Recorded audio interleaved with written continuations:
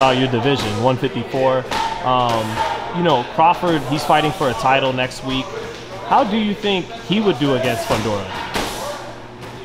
That's the thing, you know, I see Fundora kind of added a jab to his arsenal in the last fight, but we're going to have to see, you know, how Crawford can deal, you know, like with the weight now. And I know he's obviously very strong, you know, even from 47 and everything, so I don't think he's going to, like, you know, just lose it now at 54. But it's just still, you know, a different caliber of fighters, you know, once you start getting in there. He's going straight for a champion.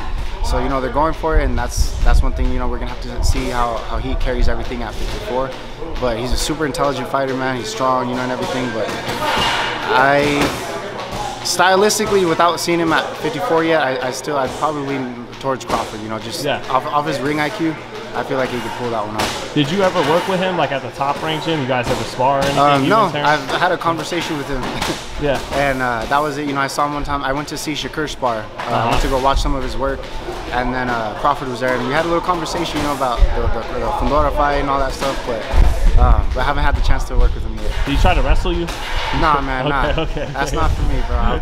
I'll start kicking, biting. I'll do whatever. I'm not wrestling. Right. It won't be pretty. Yeah, exactly. Yeah. Start panic fighting. Right? Yeah. Nah, I'll do some damage, but I'm not trying to wrestle with anybody. That's why, you know, I stuck to boxing, so keep it to my hands. Do you think he gets by? Do you think he beats Madrimov next Saturday? I do think so, but Madrimov, I think they're writing him off a little too much. You know, I think the odds are, you know, like something crazy. I don't think the odds should be that far out there. You know, Madrimov is a very strong fighter. He's coming forward. He's gonna come, you know, to defend his title. You know, he already has that title. That's something Crawford's really gonna have to take from him. So I do lean towards Crawford, but I don't see why people are counting Madrimov out to that extent, because I think it's going to be very different from the Spence fight. Well, when you know, Madrimov, when he gets comfortable, he likes to like drop the lead hand, do some flashy stuff with his footwork. Do you run into a problem when you're used to being the faster, more athletic guy, and you come across a guy who may actually have that over you? Does that become an issue for a guy with that style? Oh, 1,000, because it's a habit that you've created. So even though you can say like, all right, I'm going to take it serious, I'm not going to drop my hands, it's a habit you've been creating for years. So those are things hopefully he's working on, because I guarantee you he knows the caliber of fighter that he's in there with right now, and that he's respecting it. So I would fully hope, you know, that he's working on stuff like that, because that's something Crawford will take advantage of. But it's an exciting division, bro. Lots of opportunities still here for you. Yeah, I went from, you know, like a few years ago, people were like, oh, like 54 is such a difficult weight class and this and that.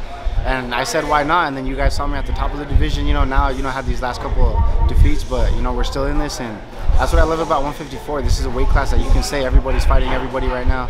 And all these guys are really trying to establish dominance, and you can count me at the top of that list. Are you even 30 yet? I turned 30 this year, yeah. Okay, all right. But see, still in your 20s, man. Oh, no, yes, sir. So, you know, I take care of my body, man. You know, I'm not out, you know, partying all the time, doing this and that. I'm always in the gym, you know, even after this last, you know, it was a tough war and everything, I was still back moving, you know, boxing and stuff pretty quick. So I take care of myself, you know, I'm in here for the long run. So is it fair to say you're a battle-hardened veteran who's still in his physical prime, not an old 29? Oh, no, not at all. Yeah. And you know, like, I did have some wars in my last few fights, but that's my last few, you know. Before that, I was never really in crazy fights like that, taking too much punishment. So even from that, this isn't a whole career of, you know, wars and stuff like that. So we're still here. I feel like my speech is still cool. If you ever see that, you're good. Yeah, you're good. Yeah, I feel like I can still express myself. So nah, man, none of that. You know, we're still, and even here, you know, working with Bob Santos and Rick Barrientos, it's you're gonna see a lot more action from me, but still intelligent, man. I'm not trying to, like, you know, they always say, I'm trying to keep my faculties intact after boxing. So take care of yourself, man, because you give a lot. You give everything you got in that ring.